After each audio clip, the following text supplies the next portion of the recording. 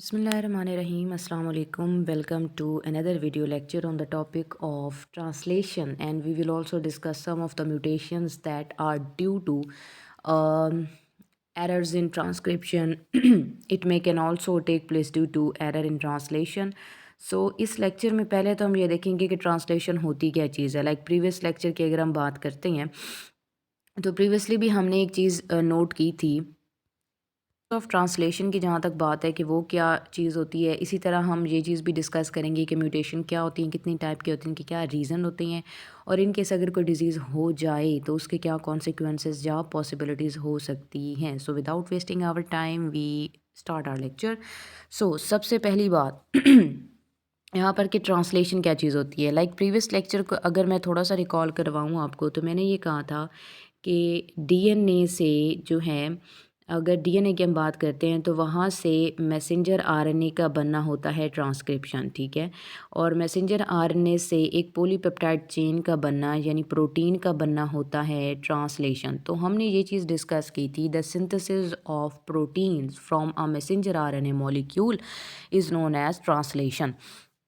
अब अगर हम ट्रांसलेशन की बात करते हैं तो आपने ये चीज़ याद रखनी है कि आपको जो टॉपिक दिया गया है आपकी बुक के अंदर वो प्रोकैरियोट्स की ट्रांसलेशन के हवाले से है।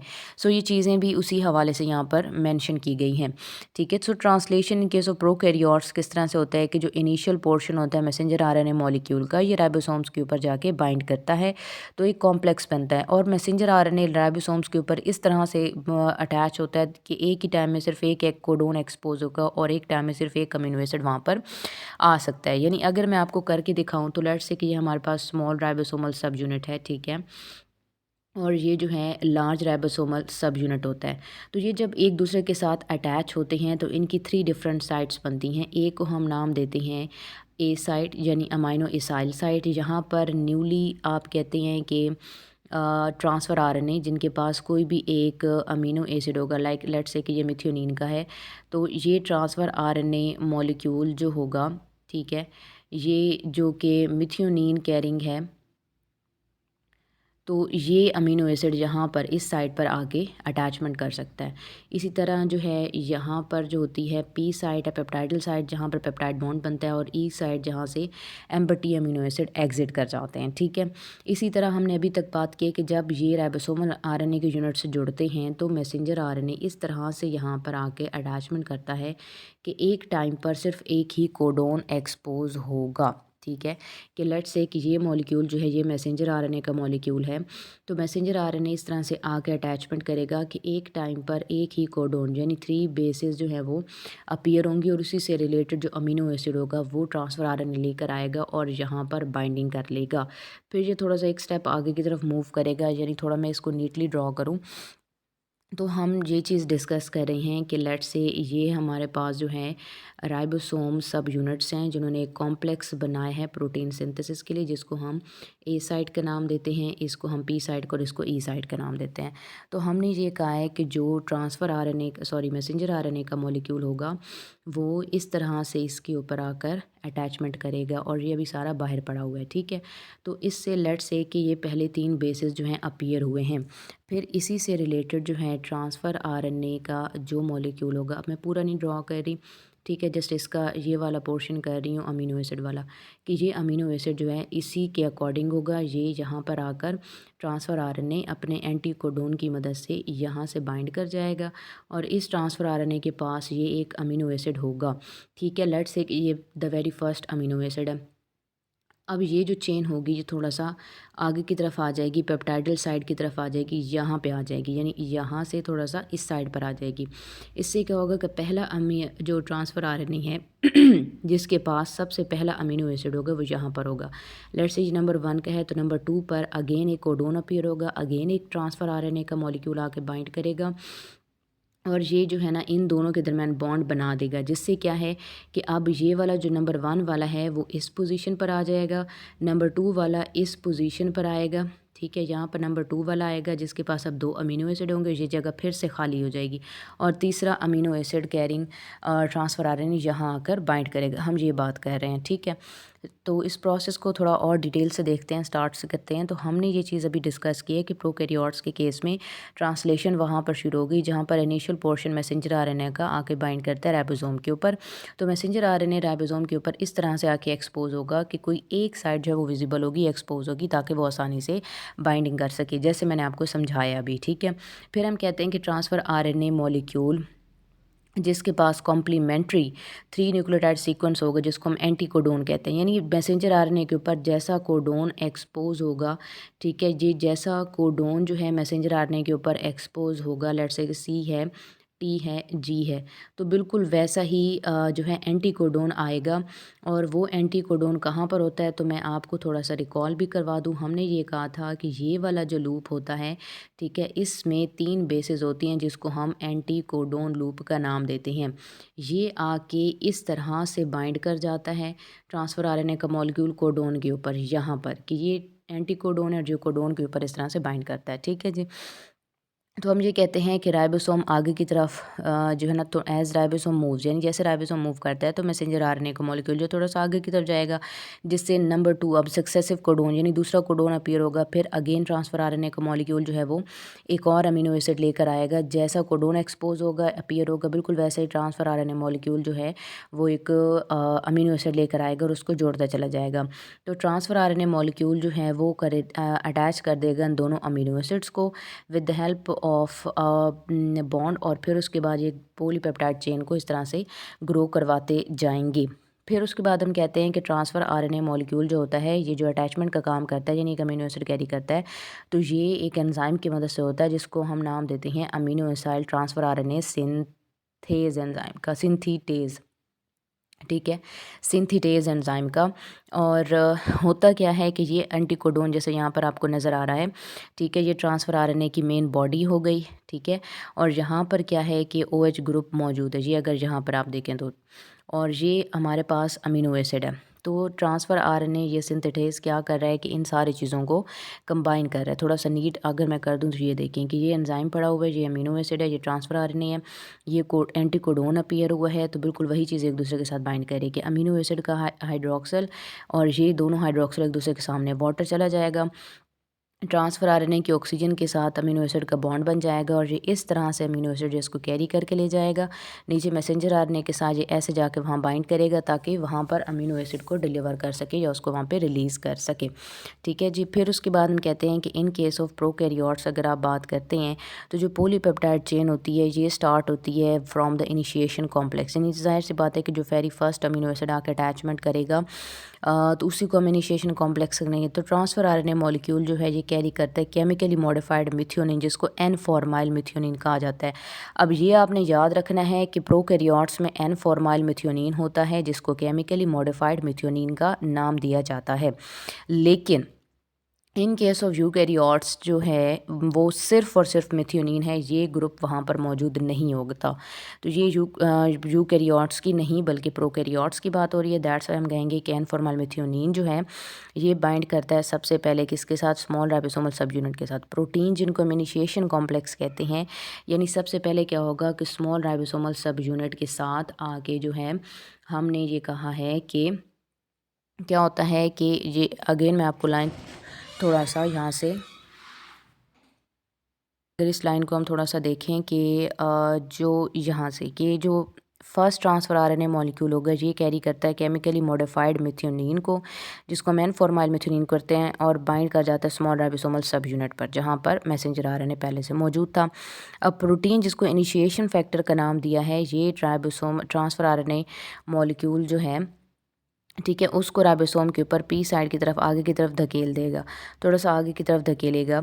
तो इससे क्या होगा कि अब दो साइड जो है ना वो बन जाएंगी, यानी दो साइड्स अवेलेबल हो जाएंगी। यानी आपको अगर मैं थोड़ा सा इस हवाले से दिखा दूँ कि इस पोजीशन की हम बात कर रहे हैं, ठीक है, हम इस पोजीशन की बात कर रहे हैं कि ये इस तरह से इनिशिएशन कॉम्प्लेक्स क्या करेगा कि स्मॉल राइबोसोमल सब यूनिट के साथ मैसेंजर आरएनए बाइंड करता है ना, और लार्ज राइबोसोमल सब यूनिट के साथ ट्रांसफ़र आरएनए बाइंड करता है। तो इन दोनों को कंबाइन करके फिर वो कॉम्प्लेक्स बनाते हैं जिसको हम इनिशिएशन कॉम्प्लेक्स का नाम दे रहे हैं। तो आपने ये बात याद रखनी है कि जो पहला अमीनो एसिड होगा जो कि N formyl methionine amino acid है, जो ट्रांसफ़र आरएनए लेकर आ रहा था, वो डायरेक्टली पी साइड के ऊपर ही आएगा। यानी कहने का मकसद ये है कि अगर आप इस चीज़ को थोड़ा सा भी स्पेसिफ़ाई करते हैं, हम इस पोजीशन की बात कर रहे हैं कि हमने ये कहा है कि सबसे पहले क्या था कि ये जो स्मॉल राइबोसोमल सब यूनिट है, इसके साथ मैसेंजर आरएनए कंबाइन कर जाएगा, लार्ज यूनिट के साथ जो है ट्रांसफ़र आरएनए कंबाइन करेगा, इनिशिएशन फैक्टर इनके साथ लगेगी, तो ये कॉम्प्लेक्स बनेगा जिसको हमने इनिशिएशन कॉम्प्लेक्स कहा है। ठीक है। दूसरी बात आपने ये याद रखनी है कि जो एन फॉर्मल मेथियोनिन कैरिंग पहला ट्रांसफ़र आरएनए होगा वो पी साइट के ऊपर आकर बाइंड करेगा, क्योंकि पी साइट पर ही पहला कोडोन एक्सपोज होगा, तो पी साइट के ऊपर ही जाकर बाइंड करेगा ताकि ए साइट खाली रहे और दूसरा अमीनो एसिड यहाँ पर आकर, यानी दूसरा ट्रांसफ़र आरएनए, ये यहाँ देखें कि ये दूसरा ट्रांसफ़र आरएनए जो है यहाँ पे आके इसको रिलीज़ कर देगा। उसके बाद क्या होगा कि उसके बाद जो है ना थोड़ा-सा ये प्रोसेस जो है अब इस तरह से कंटिन्यू होगा कि आप ये देखें कि यहाँ से बॉन्ड को ब्रेक किया जाएगा, ठीक है? और यहाँ पे बॉन्ड इन दोनों के दरमियान जोड़ दिया जाएगा। ये यहाँ पे एक चीज़ प्रोमिनेंट हो रही है, ठीक है? कि पहले अमीनो एसिड का जो है ट्रांसफ़र आरएनए के साथ बॉन्ड ब्रेक करके और दूसरे अमीनो एसिड के साथ जो है जोड़ दिया गया ताकि ये चेन बन जाए। अब ये यहाँ पर पी साइड पर बॉन्ड बने तो इसको हम पेप्टाइडल बॉन्ड कहेंगे। अब क्या होगा, अब रिजल्टेंटली जब ये बॉन्ड बन चुका है तो ट्रांसफ़र आरएनए थोड़ा-सा यानी इस डायरेक्शन में ये स्लाइड कर जाएगा मैसेंजर आरएनए, जिससे क्या होगा कि एम्पटी जो अमीनो एसिड एम्पटी जो ट्रांसफ़र आरएनए है ये ई साइट पर एग्ज़िट हो जाएगा और जो ये आपको ट्रांसफ़र आरएनए नज़र आ रहा है ये पी साइड के ऊपर पड़ा हुआ है। और अगर आप ये देखें कि यहाँ से ए साइड फिर अगेन एम्पटी है, ताकि इस तरह से ये प्रोसेस चलता रहे। अब ये जब चीज़ हो गई है, ये तो ज़ाहिर सी बात है कि इनिशिएशन हो गई है। जब ठीक है कि यहाँ पर आपने याद रखना है कि ये जब चीज़ हो जाएगी तो इनिशिएशन बन चुकी है, यानी इनिशिएशन हो चुकी है, बाकायदा इनिशिएशन कॉम्प्लेक्स बन चुका है, इनिशिएशन हो चुकी है। जब दूसरा अमीनो एसिड आ जाएगा और जब उनके दरमियान बॉन्ड बन जाएगा और ये सिचुएशन आ जाएगी, अब यहाँ पर इनिशिएशन कंप्लीट और इस स्टेप के बाद जो होगा वो इलोंगेशन होगी, यानी इसी तरह ये चीज़ें बार बार रिपीट होती रहेंगी। अब third amino acid carrying transfer RNA molecule आएगा, ठीक है? तो दूसरे वाला इस तरफ शिफ्ट हो जाएगा। तो ये जो है इस तरह से एक अमीनो एसिड, दूसरा अमीनो एसिड और तीसरा अमीनो एसिड, और ये अभी अपने ट्रांसफ़र आरएनए मॉलिक्यूल के साथ बाइंड होगा, एम्प्टी वाला यहाँ से एग्जिट कर जाएगा। तो नंबर ऑफ़ अमीनो एसिड इस तरह से बनते रहेंगे, ठीक है? तो हम यही कहते हैं कि 5 प्राइम टू 3 प्राइम डायरेक्शन में ये काम होता रहेगा। तो ये जो मूवमेंट होती है, ट्रांसलोकेशन होती है ट्रांसफ़र आरएनए मॉलिक्यूल की, इसी तरह से आगे की तरफ मूव करते रहेंगे। ए साइड पर एक्सपोजर होता रहेगा न्यू कोडोन का और ट्रांसफ़र आरएनए आता जाएगा, पी साइड के ऊपर नया बॉन्ड बनता रहेगा और ई साइड से वो एग्जिट करते रहेंगे। अब इस तरह से क्या होता है कि इलोंगेशन फैक्टर इसी तरह से होता रहेगा अंटिल कि चेन की टर्मिनेशन हो। वो स्टॉप कोडोन की वजह से होगा U double A. Previous lecture में हमने ये चीज़ बात की थी कि 3 तरह के स्टॉप कोडोन होते हैं, U double A, U A जी, ठीक है, और यू जी ए। तो ये 3 तरह के स्टॉप कोडोन है जिसके लिए कोई अमीनो एसिड नहीं है और इससे चीज़ प्रोसेस रुक जाता है, इसलिए हम इसको स्टॉप कोडोन कहते हैं। तो non sense codon, anti sense codon या हम कहते हैं स्टॉप कोडोन जो होते हैं, या टर्मिनेशन सीक्वेंस जो है ये आता है, इसके लिए कोई ट्रांसफ़र आरएनए नहीं है, कोई अमीनो एसिड नहीं है, तो इस वजह से प्रोसेस सारा रुक जाता है। तो प्रोटीन जिनको नाम दिया जाता है रिलीज़ फैक्टर, वो इस सारी मशीनरी को अलग अलग कर देते हैं, ठीक है? यानी कि लेट्स से कि हमने कहा कि हमारे पास ये स्मॉल राइबोसोमल सब यूनिट हो गया, ये लार्ज यूनिट हो गया और ये इसकी जो है तीनों साइट हो गई, और लेट्स से कि हमारा यहाँ पर मैसेंजर आरएनए पड़ा हुआ है, ठीक है? और हम ये कह देते हैं कि ये हमारा जो है ना ट्रांसफ़र आरएनए मॉलिक्यूल था और इसके ऊपर नंबर ऑफ़ अमीनो एसिड आप कहते हैं कि मौजूद है, यानी बहुत सारे अमीनो एसिड हैं।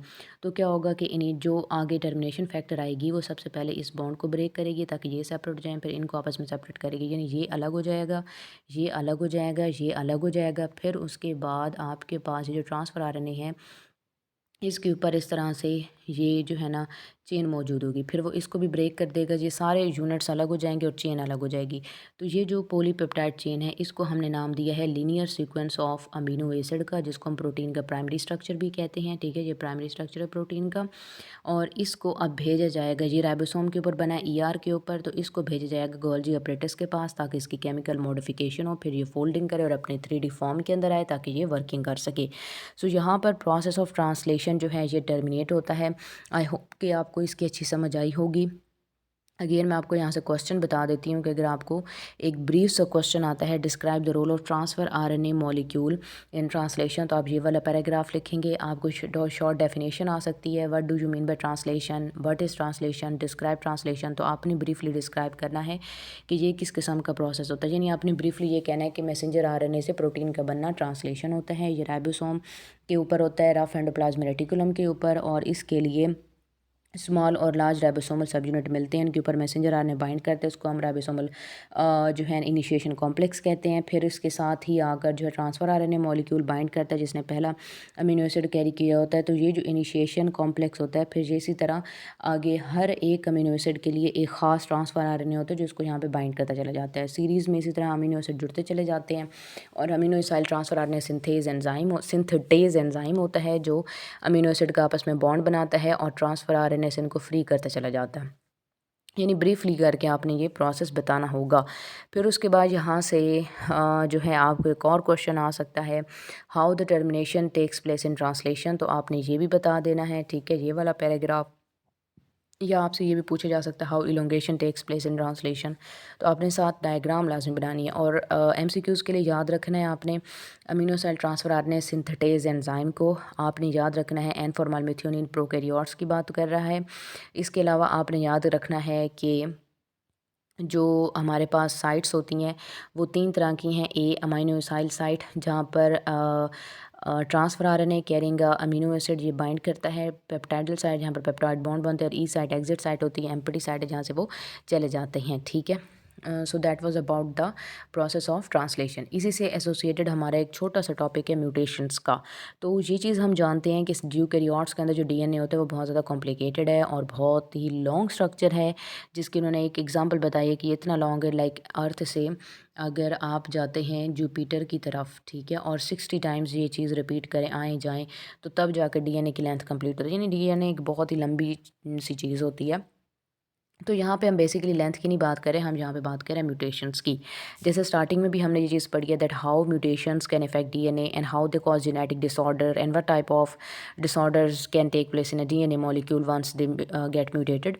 सो 2 तरह की म्यूटेशंस हमने पढ़नी है। एक होता है चेंज इन क्रोमोसोम नंबर, ठीक है, और एक होता है चेंज इन जीन पोजिशन, या आप यूँ कह सकते हैं चेंज इन न्यूक्लियोटाइड पोजीशन। तो बेसिकली म्यूटेशंस को हम ये कहते हैं कि जब भी चेंज डीएनए के अंदर आता है, चाहे वो रेप्लिकेशन के दौरान आए, वो तो एक ज़ाहिर सी बात है डैमेज क्रिएट करेगा। फिर वही चीज़ ट्रांसलेशन की वजह से हो जाएगी, तो वो आगे नस्ल दर नस्ल चलता रहेगा। अगर सोमैटिक सेल के अंदर आया है तो फिर तो कोई मसला नहीं, क्योंकि वो नेक्स्ट जनरेशन की तरफ पास नहीं होता, तो एवोल्यूशनरी लाइनेज बच जाएगी। लेकिन अगर जर्म सेल्स के अंदर आए तो ज़ाहिर सी बात है कि वो नस्ल दर नस्ल, जनरेशन आफ्टर जनरेशन आगे चलता जाएगा, और जिन जिन ऑर्गेनिज्म में जाएगा जेनेटिक डिसऑर्डर भी क्रिएट करेगा। दैट्स वाई हम कहते हैं कि ये जो प्रोसीजर है ये आपको म्यूटेशन की तरफ लेकर जाता है। तो 2 तरह की म्यूटेशंस हैं, एक होती है क्रोमोसोमल एबीरेशन। अच्छा, एबीरेशन किस चीज़ का नाम है? एबीरेशन कहते हैं चेंज इन नंबर, ठीक है, नंबर चेंज के किसी भी चीज़ के नंबर में अगर चेंज आ जाता है ना, उसको हम एबीरेशन का नाम देते हैं, ठीक है। और इसी तरह दूसरी होती है पॉइंट म्यूटेशन।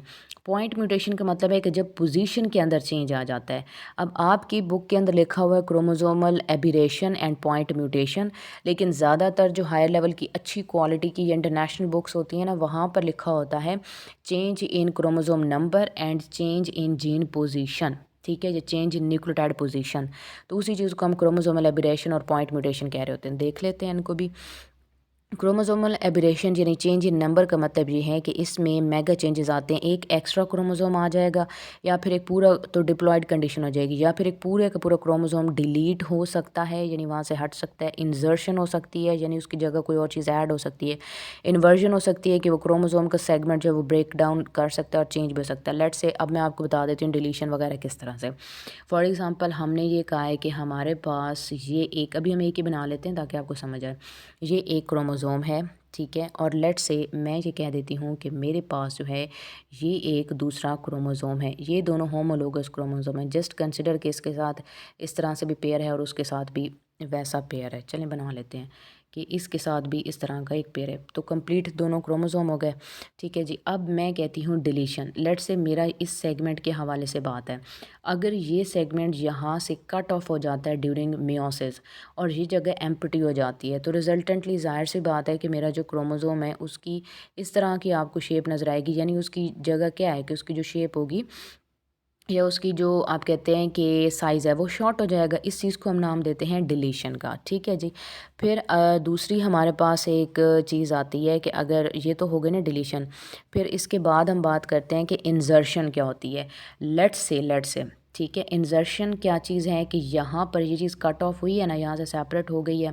ठीक है, और यहाँ पर कोई और चीज़ आके इस जगह पर इस जीन पर ऐड हो जाती है, यानी इंसर्ट हो जाती है उसकी पोजीशन के ऊपर। ठीक है, तो इसको हम नाम क्या देंगे, इंसर्शन। जाहिर सी बात है कि ये कोई और फ्रेगमेंट है, ये इस जीन का नहीं है, ये सीक्वेंस का नहीं है, तो ये एबनॉर्मेलिटी तो कॉज करेगा, नुकसान तो करेगा। ठीक है, इसको हम नाम क्या देंगे कि ये हमारे पास है इंसर्शन। फिर उसके बाद होती है इन्वर्जन। इन्वर्जन का मतलब ये है कि लेट से एक पोजीशन आपको ये नज़र आ रही है, लेट से कि ये दूसरी पोजीशन है, तो यहाँ वाला कट ऑफ होके इधर आ जाए और ये वाला जो है ना कट ऑफ होके इस तरफ आ जाता है, तो इसको हम नाम क्या देंगे, इन्वर्जन का। इन्वर्जन इस तरह से भी हो सकती है, यानी दो क्रोमोसोम्स के दरमियान में क्रॉस इन्वर्जन भी हो सकती है, या ये भी हो सकता है कि ऊपर वाला जो फ्रेगमेंट है वो यहाँ पर आ जाए और ये वाला फ्रेगमेंट जो है वो ऊपर की तरफ चला जाए। ये कोई भी पॉसिबिलिटी इनमें से बन सकती है। ठीक है, तो ये म्यूटेशन की मल्टीपल आप कहते हैं कि टाइप्स होती हैं जो क्रोमोसोम में हो सकते हैं। डिलीशन के क्या मतलब है कि ये पूरा फ्रेगमेंट जहाँ पे हो ही नहीं, एम्प्टी स्पेस हो जाए, ऐसी बात है, इसकी लेंथ शॉर्ट हो जाएगी और हर चीज़ अफेक्ट होगी क्योंकि जीन ही मिसिंग है। या इंसर्शन का मतलब ये है कि इसकी जगह कोई और चीज़ आके इस जगह को फिल कर देगी, लेकिन ऑब्वियसली वो जीन का पार्ट नहीं है, तो वो भी म्यूटेशन कॉज करेगी। इन्वर्जन जो होती है वो एक सेगमेंट एक जगह से कट ऑफ होकर उसी क्रोमोसोम का पार्ट भी बन सकता है, किसी दूसरे क्रोमोसोम का पार्ट भी बन सकता है। ठीक है, तो ये हमारे पास इस तरह की क्रोमोसोमल एबिरेशंस होती हैं, जिनसे सिंड्रोम होता है like Down syndrome, Klinefelter syndrome etcetera, जो कि आपने सेल साइकिल के चैप्टर में भी पढ़े हैं, जेनेटिक्स के चैप्टर में भी पढ़े हैं। ठीक है, तो इस वजह से हम इस चीज़ को ज़्यादा डिटेल में नहीं लेकर जाएंगे। हमारे लिए जो डिटेल में कॉज ऑफ कंसर्न है that is about point mutation. Point mutation क्या होती है, let's this is the DNA molecule और ये एक पॉइंट है, यानी यहाँ पर एक न्यूक्लियोटाइड एडेनिन आना था। फॉर एग्जाम्पल यहाँ पर एडेनिन आना था अगर, और यहाँ पर गुआनिन पड़ा था, यहाँ पे गुआनिन पड़ा था, और ये जो एक कोडोन है that will code for glutamic acid. ठीक है, ये एब्रीवेशन है ग्लूटामिक एसिड की। तो ये अगर ग्लूटामिक एसिड के लिए कोड कर रहा था और नॉर्मल हीमोग्लोबिन बन रही थी, अब क्योंकि पॉइंट म्यूटेशन हुई है, सो लेट्स से कि यही जो पोजीशन है, ठीक है, ये वाली, यहाँ पर टी आकर लग जाता है, लेकिन बाकी सारी चीज़ें जो हैं वो वैसे ही रहेंगी, जी रहेगा, जी रहेगा। तो लेकिन इससे सिचुएशन क्या हो जाएगी दैट ड्यू टू एक टी, तो ये क्या चीज़ कोड करेगा, ये वैलिन के लिए कोड करता है, तो इसको हम नाम क्या देंगे, पॉइंट म्यूटेशन का, क्योंकि चेंज आया है सिर्फ एक पॉइंट के ऊपर, सिर्फ एक न्यूक्लियोटाइड के ऊपर। So this is known as point mutation. हम सिर्फ इस बात की इसकी बात कर रहे हैं। ठीक है जी, सो इसको हम पॉइंट म्यूटेशन कहेंगे, यानी कि डीएनए के सीक्वेंस में एक न्यूक्लियोटाइड के चेंज होने या रिप्लेस होने की, ये चीज़ याद रखनी है कि रिप्लेसमेंट मैक्सिमम केसेस में होती है कि रिप्लेसमेंट हो जाती है और क्या की क्या चीज़ लग जाएगी। ज़ाहिर सी बात है कि ये एक नॉर्मल चीज़ थी और ये एक मेल फंक्शन चीज़ है, यानी ये एक डिसऑर्डर कॉज कर देगा अल्टीमेटली। इसको हम पॉइंट म्यूटेशन कहते हैं, जिसमें अगेन उसने बताया भी है कि सिकल सेल एनीमिया, जैसे कि आपको पता है कि पोजीशन नंबर 6 पर बीटा चेन के अंदर जो है वो एन टर्मिनल पर ये चीज़ होती है। कॉन्सिक्वेंटली ज़ाहिर सी बात है कि हीमोग्लोबिन की ऑक्सीजन कैरिंग कैपेसिटी जो है वो डिक्रीज़ हो जाती है। यही चीज़ है जो कि हमने बहुत डिटेल से पढ़ी है। और ये इसके रीज़न क्या हो सकते हैं, इसके मल्टीपल रीज़न हो सकते हैं। फॉर एग्जांपल जो इसमें म्यूटेजेंस हो सकते हैं, यानी कोई केमिकल, कोई फ्री रेडिकल ये काम कर सकता है, कोई रेडिएशन ये काम कर सकती है, किसी भी किस्म का कोई भी आप कहते हैं कि जो है रीज़न बन सकता है। ठीक है जी, तो यही चीज़ आपको दिखाई गई है। सबसे पहले चीज़ कि बेस सब्स्टिट्यूशन क्या होती है। लाइक बेस सब्स्टिट्यूशन का मतलब ये है कि यहाँ पर कोई एक, लेट्स से कि यहाँ पर एडेनिन था, ठीक है, एडेनिन की जगह आकर अगर थायमीन लग जाएगा, तो उसने सब्स्टिट्यूट किया ना कि एडेनिन को हटाया है, ठीक है, और उसकी जगह थायमीन आके सब्स्टिट्यूट कर गया, तो उसको हम कहते हैं बेस सब्स्टिट्यूशन। ठीक है, कि एक हटा तो एक उसकी जगह आकर लग गया। फिर उसके बाद क्या है, इंजर्शन। इंजर्शन का मतलब ये है कि बाहर से कोई फ्रेगमेंट आके या किसी और क्रोमोसोम का जो फ्रेगमेंट है वो कट ऑफ हुआ, वहाँ से टूटा और इसके अंदर आके एडजस्ट हो गया, ये इसका पार्ट नहीं था। लेट्स से कि ये हमारे पास जो है ना 100% था, तो इंसर्शन के बाद अब ये 102% हो जाएगा, यानी ये चीज़ इंसर्ट हुई है, ठीक है, ये ऐड हुआ है, इसमें एडिशन हुई है। फिर होती है डिलीशन, यानी एक पार्ट ज़ाहिर सी बात है माइनस हो जाएगा तो डिलीशन हो जाएगा, तो लेंथ शॉर्ट हो जाएगी। फिर उसके बाद होती है ट्रांसपोजिशन। एक मैंने आपको बताई है ना इन्वर्जन। इन्वर्जन क्या थी कि लाइक हम ये कह रहे हैं इन्वर्जन ये है कि लेट्स से कि अगर आपके पास ये क्रोमोज़ोम है तो इसका ये फ्रेगमेंट ब्रेक हुआ, तो इसकी ये फ्रेगमेंट किसी और जो है क्रोमोज़ोम की किसी और पोजीशन पर यहाँ के भी लग सकता है, तो ये क्रॉस इन्वर्जन हो जाएगी, ठीक है। ज़ाहिर सी बात है वो ऊपर था ना या नीचे आ गए तो इन्वर्जन हो गई, और दूसरे क्रोमोज़ोम का तो क्रॉस इन्वर्जन। या एक ही के अंदर भी पॉसिबल है कि ऊपर से नीचे आ सकती है और नीचे वाला कट ऑफ होकर ऊपर चला जाएगा, तो इसको हम विद इन द क्रोमोज़ोम भी इन्वर्जन का नाम देते हैं, इन्वर्ट होना, उलट हो जाना किसी चीज़ का।